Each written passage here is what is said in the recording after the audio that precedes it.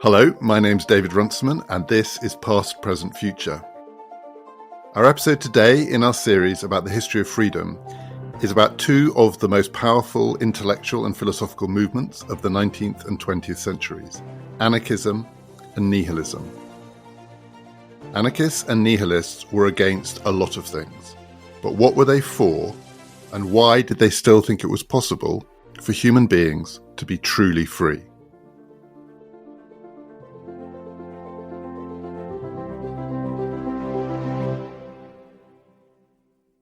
Now, we haven't in this series yet talked directly about a version of freedom which is very common. Again, I think probably instinctively for some people, this is what it means, which is just to be against stuff. I mean, really against stuff, almost on principle. If you're for it, I'm against it. That's what makes me a free human being. The Marlon Brando line in The Wild Ones, what are you against? What do you got? And there are different versions of that. We're going to talk about two today. They're not the same thing at all. One is anarchism, which is against a lot of things, but also has to be for some things, because it is a political philosophy. It stands for something. And then nihilism, which is potentially more radical, but also potentially doesn't go anywhere, because it is the philosophy of saying no, essentially. Let's start with anarchism. One thing about both anarchism and nihilism is that they really flourished in the 19th century in different places and in different forms, including not just in political philosophy, but in art and in literature and so on. So one thing it seems to me that anarchism, maybe particularly 19th century, but also 20th and 21st century anarchism, is against is scale. So in the 19th century, a lot of people started to notice that things were getting really big. Politics was getting big, states were getting big, industry was getting big, economic organization was scaling up in lots of different ways. Some people loved it. So two of the people who loved it were Marx and Engels. Marx and Engels absolutely loved scale. You know, what they liked about capitalism was its amazing ability just to do things on a really big scale. They liked industry, but many anarchists were profoundly suspicious that you could be a free human being once you were part of these much larger enterprises. Almost by definition, the scale was mechanical scale. And so there is localism doesn't do justice to it, because localism is not an anarchist philosophy, but there was a kind of trying to pull it down to the nearest that you could get to the human being who was asking the question or posing the challenge, what makes me free? And as you see human agency being translated up and out into these larger things, the anarchist says no to that. So I think of that as a quintessentially 19th century anarchist idea, but it still has a lot of force, actually.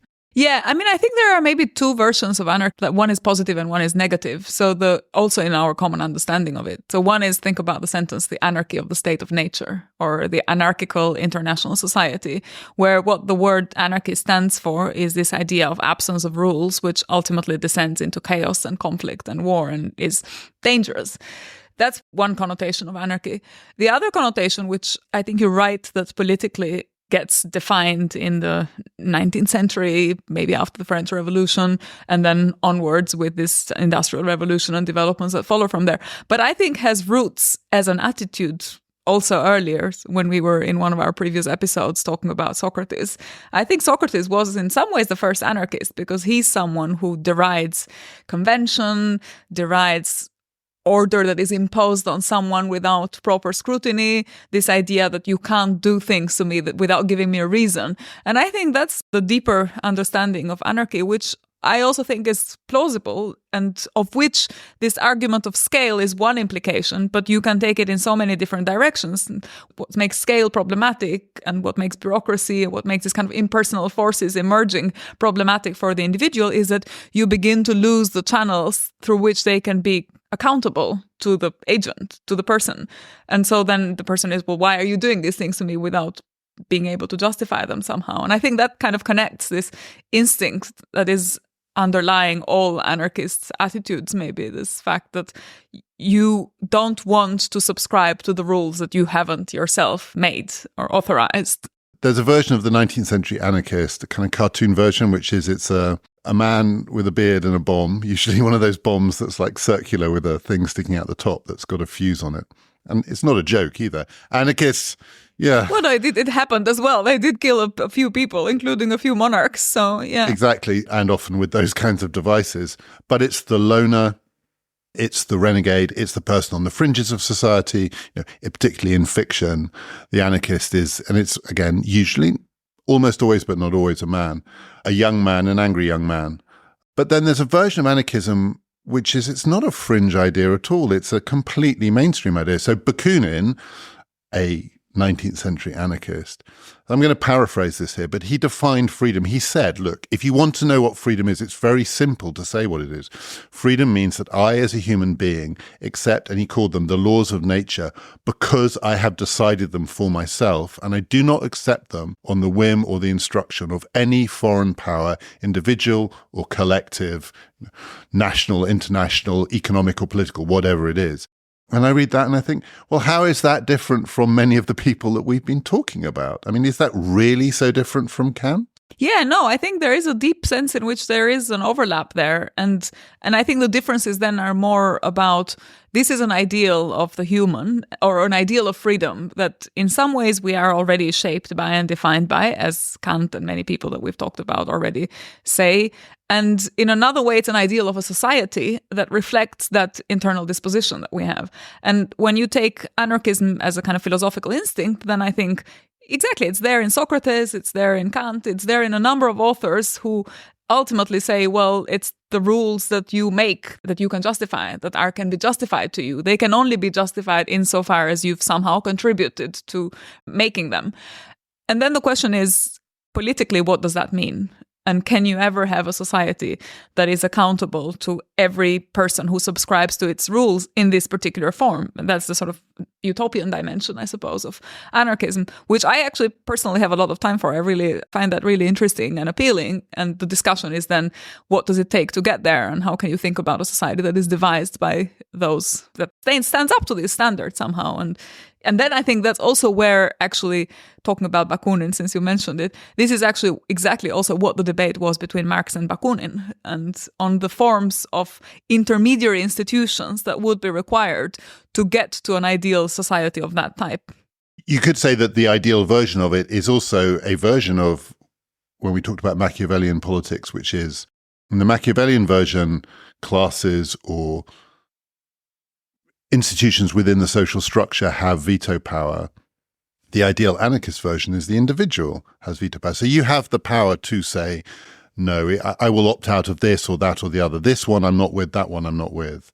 Again, a bit like with the free market, there are people who say, well, the technology we have now makes this available in a way that it wasn't before, that we are actually able much more directly to ask of people their consent. And I don't mean by that, I consent to these cookies on my browser. I mean, if this law applies to me, we can actually ask people. And there was certainly at the dawn of the digital revolution, there was a thought that this was going to be the great vehicle of individualizing human consent. It hasn't worked out that way, probably because of reasons to do with the structures of ownership of these devices and these platforms themselves. But there is an ideal version of it. So to some people, it sounds absurdly utopian. If the individual can veto, nothing will ever be decided.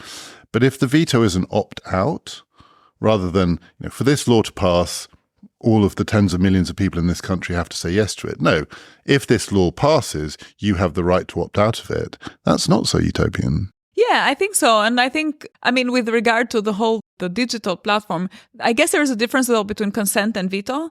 And I suspect what is interesting in this sort of utopian dimension of these anarchist models is that you can create communities that are bound by certain principles where actually it's as though they have been vetoed at the creation moment, at the creation point. So everyone subscribes to the principles and then they're in the community. And then there's interesting questions about exit and some of the things that Robert Nozick discusses towards the end of Anarchy, State and Utopia, where he talks about these different communes somehow that are run by anarchist principles. But then you have the question of the boundaries of these communities and how do they negotiate these boundaries issues. And so there's all these really interesting questions that emerge about the types of social organization that can live up to anarchist principles principles and whether there can ever be a type of organization that does fully live up to the anarchist principle. But I think it's interesting as a source of criticism in a way. And even if you don't think of it as a viable political model, I think it's really important and instructive as a way of thinking about the present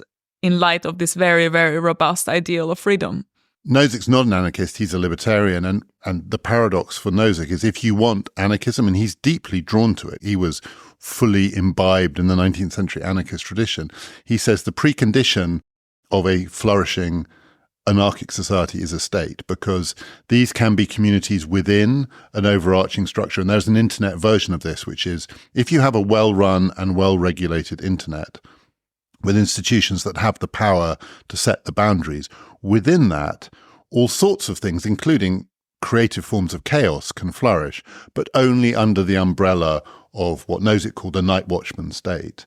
And that's the line for him between anarchism and libertarianism. So he's a libertarian who believes in anarchic communities, but he absolutely does not think that can be the organizing principle of politics. And I think it's a pretty powerful argument, actually. Yeah. And he has this argument that the minimal state is the most extensive state that can be justified in light of this anarchist ideal. But it's really interesting because I think what you were saying about the need for kind of overarching institutions that then can regulate this, I think that's exactly where the debate between Marx and, again, Bakunin was, because it was exactly about the form of these intermediary institutions, and the whole fallout around the concept of the dictatorship of the proletariat was exactly on the criticism that the Marxists were making to the anarchists, and which then determined the split in the First International, and the Bakunin was expelled and the anarchist tradition parted ways at that point from the Marxist tradition, was exactly on this idea that Marx thought, well, you need something in the middle.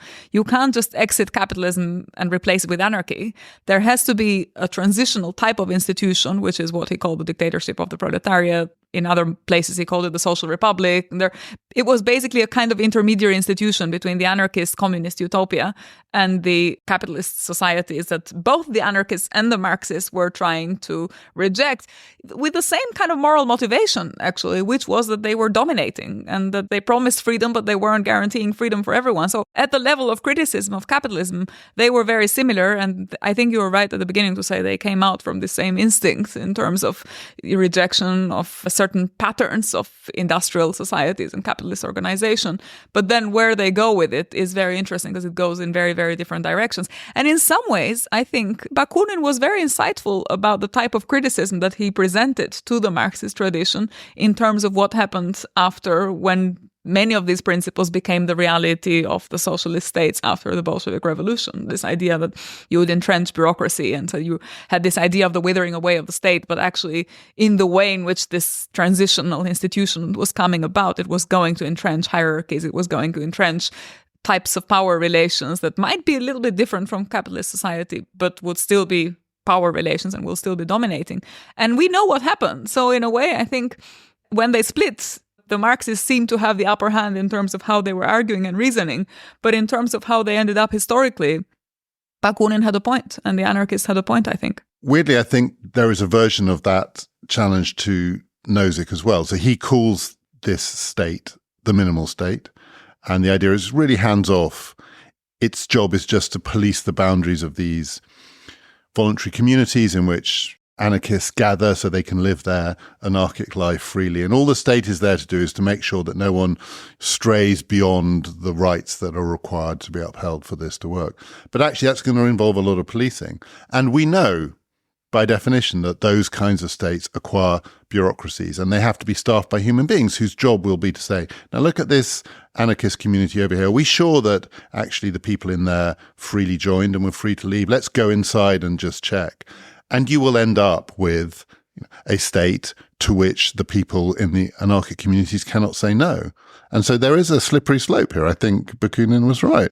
Yeah, I think he was right. I think on the other hand, though, what I also find really interesting is in this kind of back and forth between the Marxists and the anarchists is the Marxist phrase around the withering away of the state, which is exactly, I think, shows that there is a concern around the fact that these types of authorities will be entrenched, just like you were saying in the Nozick account. And the sentence, the withering away of the state, shows that this is a gradual process, that a lot of other things need to happen at the same time for these institutions to become redundant. It's not an either or. It's not as though the state is either there or not there. It's a process that is driven by other complex factors, which will then eventually, as in the sort of Marxian account, lead to exactly withering away, as opposed to being smashed or replaced actively or destroyed or someone fighting against it. So it's really interesting. I think there's a kind of concession to anarchism in that it acknowledges that these institutions might be oppressive, but also a gesture towards the fact that this oppressive nature will somehow take care of itself. And in that sense, it's similar to the utopia of the market somehow, the spontaneous order, let's say, not market, but a kind of spontaneous order that gets somehow creates itself. And yeah, I think it's really interesting aspect of this controversy between the Bakunin and Marx. Something else that anarchists are sometimes against, and this picks up on where you ended the last episode of this podcast, is property. You can, that's a pretty radical idea. If you want to say no to something, you can say no to the basic idea that this being yours and not mine makes it possible for me to be the person who decides for myself what it is and what it is not that I'm going to agree to. It's also a 19th century idea. You have some sympathy with it, right? Yeah, I think so. I mean, what I find really interesting is this thought that underpins the anarchist tradition, but also a lot of other traditions that resist capitalist or free market arguments or liberal, let's say libertarian arguments in favor of property, is this idea that if we assume that we are free and we are born free in a world that is there and kind of up for grabs, and so it doesn't really belong to anyone, it's just there and we feed off it and we satisfy our needs and so on, but we don't appropriate it somehow. And what property is, it's the appropriation for the exclusive use of someone of an external resource. So then the whole question of property becomes, and this is why someone who is famously associated with anarchism, Proudhon, says property is theft. Well, what does it mean that it's property is theft? It means that there is a good that is out there available to everyone potentially, and that someone has just decided to go and say, this is mine. Also in a way in which Rousseau, when he famously talks about how things are in the state of nature and what is the origin of civilization, of society, is someone circling a piece of land and finding people stupid enough. And saying, mine, not yours. Exactly. People stupid enough to say, mine, not yours. And so then the burden of argument is for those who think, okay, private property is the beginning of everything. Commercial society is premised on private property. The pushback is to say, well, okay, so how do you justify it? And that's what a lot of anarchists, and to some extent also socialists, I think, would say is, where does it come from? How do you get to this? How does it become yours?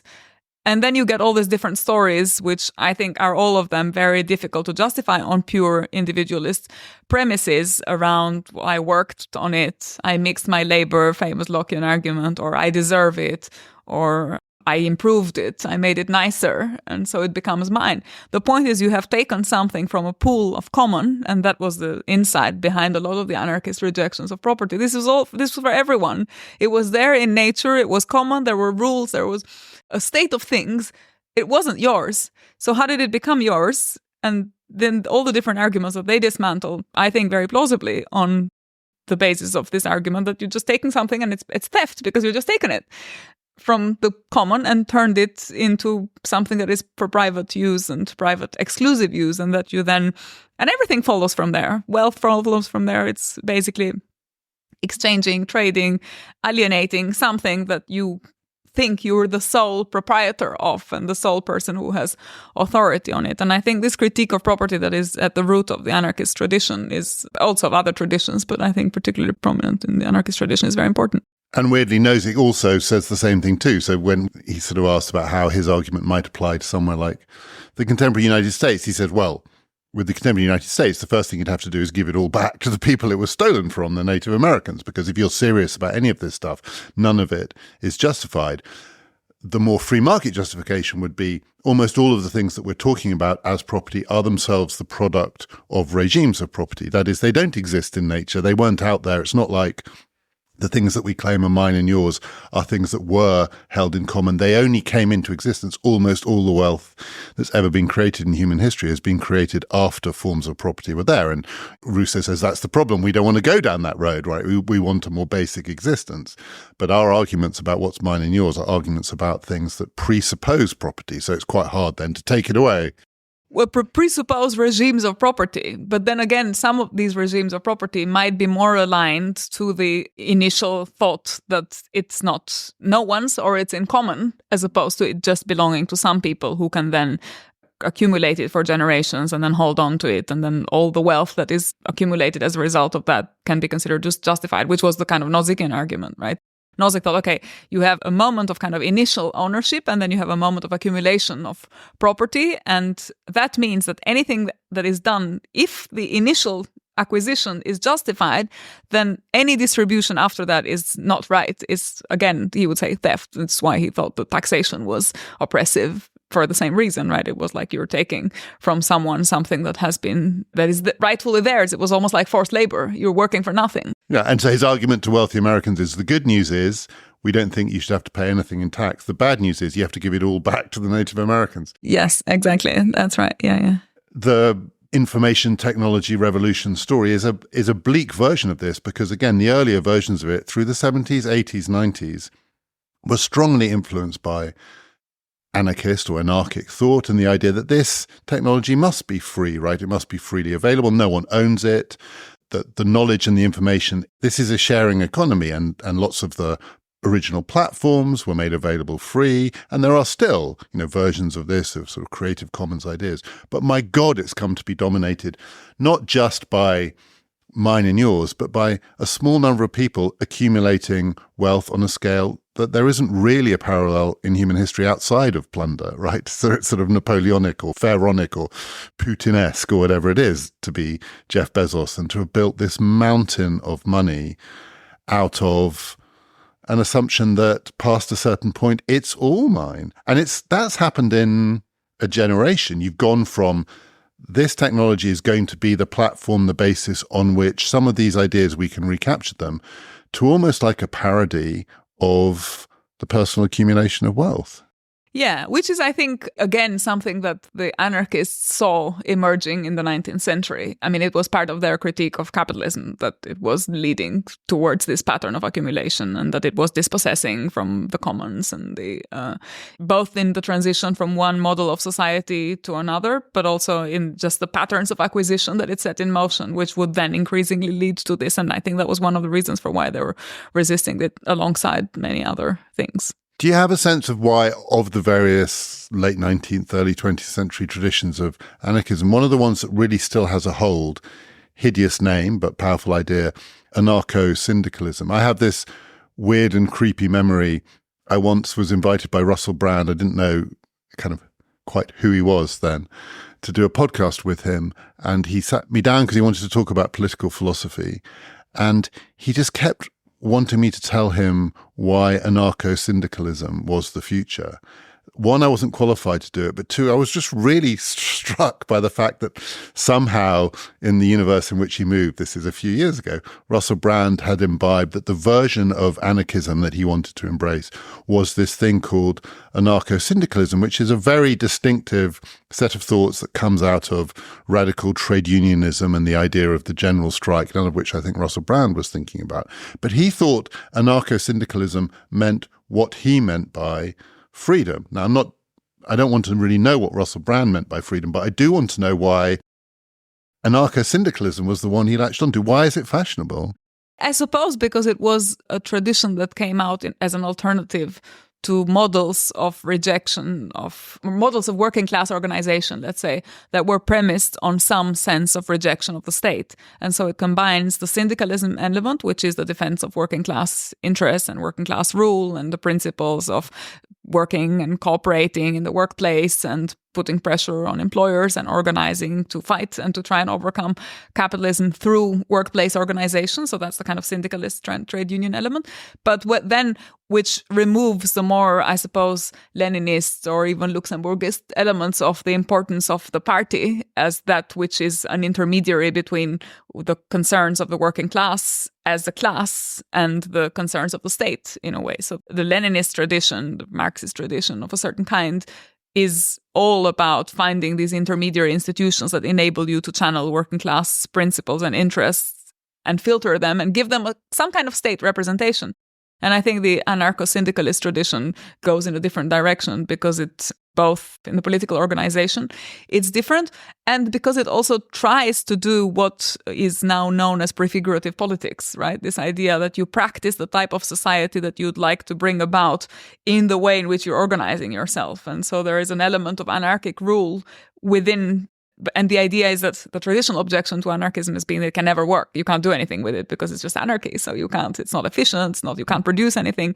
And a lot of these anarcho-syndicalist experiments set out to prove that you can actually cooperate on the basis of anarcho-syndicalist principles. And I think the most interesting moments is around the time of the Popular Front in Spain, where you have this kind of anarcho-syndicalist types of organization that were driving in many ways the Republican coalitions around the time, just before the Civil War. So Barcelona, Catalonia, these were the sites that are connected to those types of political mobilization. And you still see a lot of that, and you still hear arguments that if you can find a place in the world, and often it is in Latin America, there's a strong tradition there that in this town, this district, this municipality, they're trying this thing, they're trying to show it can be done. And the skeptics like me always say, you can't scale it up or out. But then, to go back to where we started, the anarchist response would be, why would you want to? Yeah, I think that's right. And I mean, the historical record is ambiguous, but I don't think they were the failures. Even these experiments, I'm more familiar with this debate around the time of the Spanish Civil War, 1930s and onwards, of these anarcho-syndicalist experiments in Catalonia.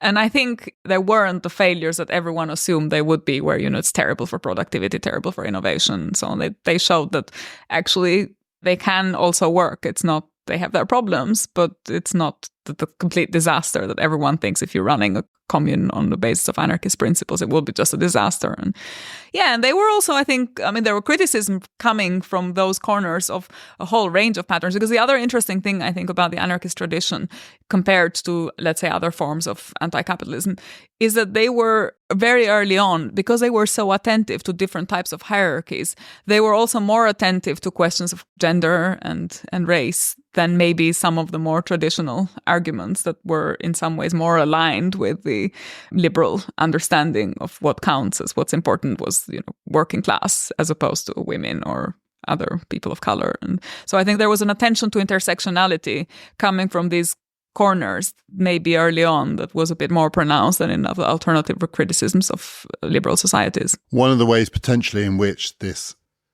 originally understood as liberating technology, digital technology, is turning out to be a grave disappointment is that there is in these traditions we've been talking about an idea that withdrawal is part of what you have to do here. There has to be a stepping back, a creating of a community, going off grid in some way in order to refound and begin again. And like you say, if you're going to not just do it prefiguratively, but also get consent baked in from the beginning, you have to rescue people from all of the things that are making that hard. It is a lot harder to go off grid now.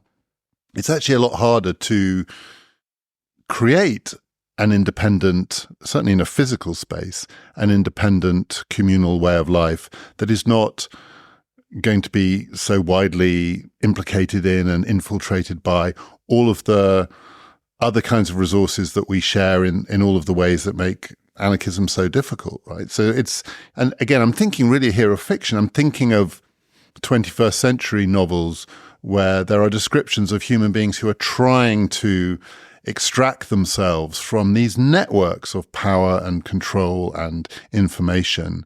And in the 21st century, it is almost impossible.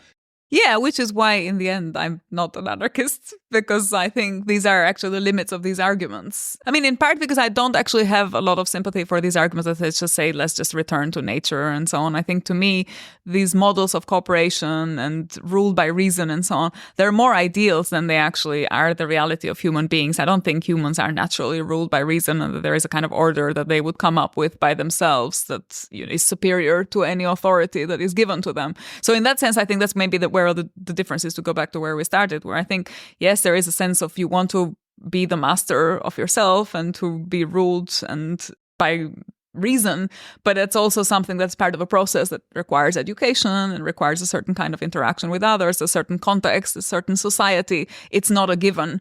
And it seems to me that some of these anarchists leanings are naive in assuming you can just replace an authority with order by itself, because there are so many other elements that impact on someone's attitude to the world. So this is why I think in the end I have more sympathy for the intermediaries, and I don't think you can really create a model of freedom of society, of free society, without those intermediaries. But in terms of why do these experiments fail, and I don't think it's just a question of scale. I think it's really a question of being able to withstand the pressure of a larger environment that is there, and that you can't just extricate yourself from it. So that's why I think also there is much more room for political action that takes a certain form to try and recreate this model of freedom than to just say, well, we just prefigure in our own relations and our own communities. And Nihilism, which is not the same thing. Again, I'm going to give you some nihilist arguments that are broadly drawn from 19th century thought, but they have a lot of contemporary resonance. And nihilism, it's an ism, but it's the ism of pure negation in a way. And people often say, well, how can you really be a nihilist and have an ism? Because shouldn't you be against nihilism too? And maybe some nihilists are against nihilism too. But there are more active or positive forms of nihilism where it's meant to be a liberation movement of a kind. Nihilism is the way, that kind of rejection is the way to free human beings from certain kinds of oppression. So one version of that argument is the nihilist sees in every human institution, in every set of values, in every ideal, an underlying story which can explain it in terms of something very different from what it presents as. So you undermine or undercut or expose or reveal or pull the veil off everything if you're a nihilist. And some of this comes from Nietzsche. And Nietzsche was not himself a nihilist, but he inspired some of this kind of thought, but as a positive philosophy. So to live in a world of values, starting with Christianity, let's uncover the historical roots of it, and then let's uncover it in structures of power and of oppression, and let's see that Christianity is actually not just an inversion of cruelty, but built on cruelty. And then when you see that Christianity is itself a form of cruelty, you won't believe in anything ever again, and you'll be free. So you can have a really extreme version of that, where you just see it in everything, and it presumably past a certain point it's going to be debilitating, because you just, how do you live in a world where as soon as you see something beautiful or valuable, you just go, yeah, right. Nonetheless, I can completely see in certain contexts, 19th, 20th, 21st century contexts, where it does feel like one of the preconditions of liberation to be able to say of any value system which is presented to you as the truth, we know exactly what lies behind all of your stories. These are just stories or ideologies. And I find that, as an account of what it is to be emancipated, quite powerful. Yeah, I think I'm a little bit more... Maybe that's because there's an adolescent teenager inside me. I think that might be something I'm more skeptical on. One of the things that I've read first that made me really interested in nihilism was not Nietzsche or anything philosophical. It was Dostoevsky, the Demons, which has this nihilistic set of nihilistic characters, and is really the novel was really centered around these dilemmas of nihilism. And I then remember reading something around one of these characters who ends up killing himself as a way of living up to his nihilistic commitments in that novel, and which says something like, if he doesn't believe that he believes, and if he doesn't believe, he doesn't believe that he doesn't believe. So there's a sort of, you get into this internal contradiction around what is nihilism. So I think I don't really see it as anything that can be a positive body of thought and that can do any role. I think there is a mode of overlap between something that's fundamental to philosophy and to thought, which is skepticism, and nihilism. So there is a skeptical moment within the nihilistic tradition. And I think the skeptical moment in philosophy in general, we were talking about this when we had our discussion around Kant, is generally very important because it encourages criticism and it stimulates this attitude. But I wouldn't go as far as saying that it's emancipatory or that it can be productive. It's there as a mode of thought in skepticism. In nihilism, it tries to elevate skepticism into something like a theory or a vision of the world. And I think it completely fails, because then it's really giving up on everything. And if I were to say, what is my greatest philosophical adversary in terms of theories and things that I'm interested in, it's nihilism. If you believe in reason and all of the things that we've been talking around this conversation in freedom, in anything as something more than just the moment of rejection, then nihilism is not going to do anything for you. And then it's something for the spheres of life that can just sustain themselves out of the rupture, like art or, creativity, poetry, whatever. But I don't really know that it does anything in philosophy more than what's already done by skepticism. And the nihilist will say of arguments for reason, yeah, right, we can see what lies behind them. And in a way, you can always see what lies behind them. Part of what human beings are capable of doing is seeing in other human beings the rationalizations, the self-justifications, the hypocrisies, the self-deceptions, all of that. The other thing it does connect to is radical forms of critical theory, which again has some origins in Nietzschean thought, that this is the great unveiling, it's the exposing, it's the unmasking. But it's the unmasking in the nihilist version. It is the unmasking of everything. And presumably the nihilist also has to believe that they themselves can unmask themselves. Exactly. Yeah, right. So it's kind of eternally inconsistent as well. Yeah, it can turn into a nightmare. And that guy in The Devils and the Demons. Exactly, right. So he's the one who's actually... The night before he kills himself, he sure has a long, dark night of the soul where he just, it's a very bizarre character because he's a nihilist who also says, I want my death to mean something, so tell me when you need a useful suicide and I'll commit it. And I remember reading that book and thinking, that just doesn't make sense, right? If you genuinely think your life is worthless, why do you care whether your death is useful? Well, because he wants to make a stance, like he wants his nihilism to be a position. And that's why it's such an amazing novel, right? Because it really shows you this tension. It's one of my favorite books because it really shows you the tension inside nihilism and how there isn't a philosophical way of navigating it other than the destruction of life itself, and why then it's not that productive for anything other than great literature and great art. Another feature of 19th century nihilism, one version of it, is that it's profoundly materialist. So it's able to say of ideas and values and human endeavors that when you look behind it, and it's part of the scientific revolution, we are all just animals. That's one of the thoughts, so any line that tries to be drawn between us and less rational creatures doesn't stand up, because actually, and some of this will come out of Darwinism and so on, you can tell these much broader stories in which the human being is just another product of deterministic or other forces. So I remember... I can't actually remember. I think it might be The Sopranos, but it's a TV series about gangsters. And it doesn't really matter, but what I can picture is one of these gangsters watching a boxing match on TV and saying, it looks like these two guys are sort of beating the crap out of each other. And this is a real tussle of the will. But actually just take a step back and it's just one big mass of atoms. And, we've imposed this is some weird gangster saying this, we've imposed this arbitrary dividing line where we say this is this person and this is this person and it's his fist and it's his fist. No, it's not. The fists are all made up of just one. And, being a gangster, he says, and that knowledge is what sets us free, presumably in his case, to be completely immoral and whatever it is. But it's liberating to see that behind all of these things that we built are material forces that break down the distinctions between us. And that's a sort of 19th century Russian idea too. So that's in Fathers and Sons, the version that you get there, which is basically, he sort of says, once you've dissected a beetle, it's quite hard to believe in human beings as particularly special. And that's what's going to set us free.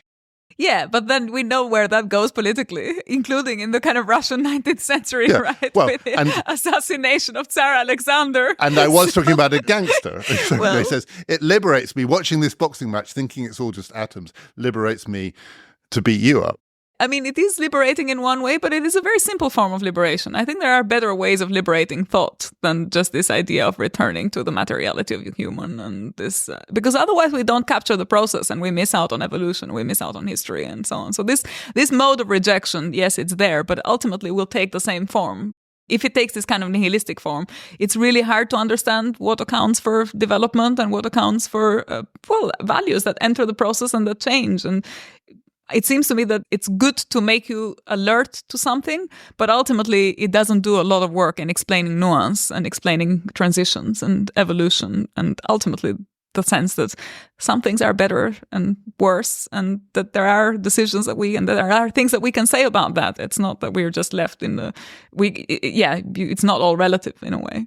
And it can be emancipatory in the moment. So another sort of 19th century Russian version of this is to say, love is the great enslaver, right? All human beings have experienced this, where you kind of lose your mind and you feel powerless in the face of these emotions.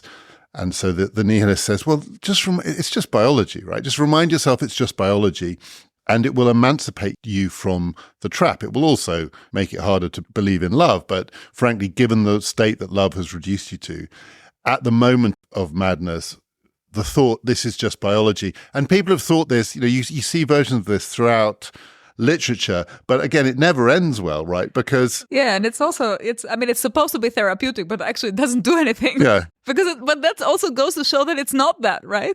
Because otherwise it would work. If it was just biology, then why does that thought not hold? Because it means that there is something about the way in which humans relate to each other that isn't just all about materiality and bodies and biology. That in fact, I think what there is to love is reason, and so that's why it doesn't work. That's why that thought doesn't work, and that's where all these conflicts come out.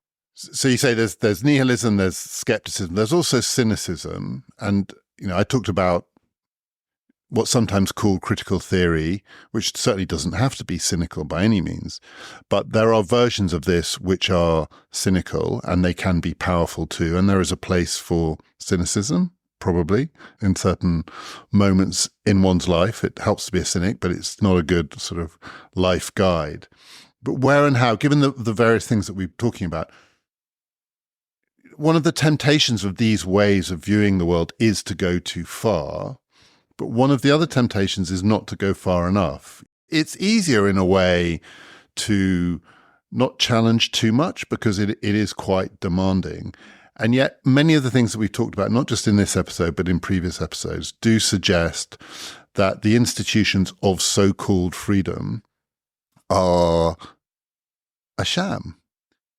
And we ought to be in the unveiling or unmasking business. So to give you another example, a different philosophy, and again, a philosophy I think you don't think is a good basis for making ultimate value judgments, but one of the great critical philosophies is utilitarianism, because Benthamite utilitarianism forces institutions and those with power and the people who tell the stories about how this society must be to damn well justify it.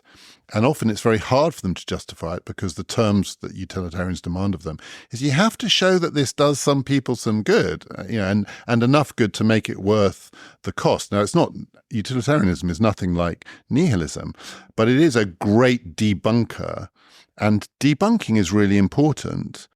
But in a way, all the theories that we've been discussing in the series, I think they each have their debunking role. And then I guess the question is, how do you navigate them, and how do you think which one is more productive, which one is less productive? And so this is why, going back to nihilism, I would say that of all the theories that we've been discussing, the least productive one is nihilism, if it becomes a theory, because you just can't do anything with it. Because you don't know where to stop. Well, it also debunks itself, but there are moments in it, but I think those moments are then already in other traditions, including the cynical tradition has a lot of overlap with nihilism insofar as it's, Diogenes the cynic was this character who was saying, I don't care about anything. It was just in the business of rejecting everything. But I think there was still something to the cynics, as there was to all these philosophies in ancient Greek, Hellenistic philosophies, but also before that with Socrates and Plato. There was a concern with virtue. And with nihilism, virtue has no place in it. And I just think if you have no space for virtue whatsoever, and no possibility of having a conversation around what kind of virtue, because virtue is by definition just a sham in a way, then I don't really know how much you can do in terms of thinking about emancipation and freedom and all that. Presumably you think in the world that we live in now, the greater danger, the temptation to which people are more likely to succumb is not going far enough than going too far. And if that were true, isn't there a role for, let's not call it nihilism, right? I totally take your point. Once you turn it into a philosophy, it becomes self-defeating. But some of the impulses behind it, some of the rejectionism behind it, I started this episode by saying there is a basic human instinct which says to be free, I have to be able just to kind of say no. Yeah, but don't you think, I feel like we have too much of it. In fact, the problem is that we have too much of, I worry that we have too much of nihilism in our societies. I worry that there's too much of the purely destructive act that is contained within nihilism and not enough attention to any of the others because there is no faith in the possibility of anything constructive emerging from this radical critique. So what we have, and this is what concerns me, and this is why I'm so dead set against it actually, both in my philosophical thinking and politically, I think it's the fact that we have a lot of nihilism in every aspect of life, in our personal lives, in the way we go about seeking solutions or alternatives, in the way we engage with authorities, with institutions, in the way we assess our own future and the kind of society that we live in, where we say, well, there's no future, it's doom and gloom and it's all disaster, it's all catastrophe. All of those, I think, are the result of a nihilistic form of thinking that's really deeply ingrained, where there is not enough faith in reason and not enough faith in ideals and not enough faith in the possibility of actually things being different. And what you're left with is just this radical nihilistic rejection of everything. And I really don't like that, because I think it's pervasive in our societies, and it's why in a way we're stuck, because there is this pervasive thinking that's taken hold of our minds and it doesn't make us think constructively. Do you have a clear sense of why it's happened? I think part of it is to do with the foreshortening of the future at the same time as the lengthening of human lifespans. Weirdly, these two things have happened at the same time. We live in a world where it's completely plausible to imagine that people born at the beginning of this century will see the next century, which wouldn't have been true of any other century. And at the same time, it's also plausible to imagine that there won't be a next century. And that's a really challenging thing to deal with. Yeah, I have another answer, but I'm not allowed to say it. The capitalism layer. Exactly. So I'm not going to say it. No, but let's. Okay, no, I'm going to let you. I'm going to give you the answer. I'm going to let you say it. But you're going to have to say it differently, which is, so the argument here is that capitalism, presumably because ultimately it is the destroyer of real value, is the root cause of the pervasive nihilism that you describe. Right, I've said it, but I got from you a sense that kind of pervasive nihilism that you really despair of or are beginning to despair of is a very recent phenomenon. I mean, we weren't alive in the 1950s or the 1970s. Well, I was alive, but I didn't know anything. The 1970s. But I heard you saying it as a kind of 21st century thing. And I don't think capitalism is going to work as a sufficient explanation of that. Yeah, no, you're right. It's maybe not, it doesn't do all the work by itself. Yeah, I think you're right. There is more to it. And maybe it's on the other hand, is the destruction of alternatives, of real alternatives. So the collapse in faith in something like, socialism or post-capitalism or however we want to call it. So it may be the pervasive nature of capitalism combined with the despair of alternatives. And in some ways also the historical tragic failure of these alternatives, which is going back to where we started the series with my book on my childhood and the collapse of faith in not just traditional religion, but also in these quasi-secular visions of a future better society, and the collapse of faith in that as well. And the first thing, as I said, that nihilism takes out is religion, right? This is the 19th century idea, which is in a world in which religion is overarching and overwhelming, and it's to try and get out from under it. You challenge it in various ways, one of which is to say you can see the stories behind everything. But there is a point at which, if you can see the stories behind everything, it is the destroyer of faith. I mean, in an earlier one, you told me that I'd lost faith, and you're probably right. And I think I do. I don't think I do have any faith. I don't think I'm a nihilist, but it may be that I've just been pervaded by this.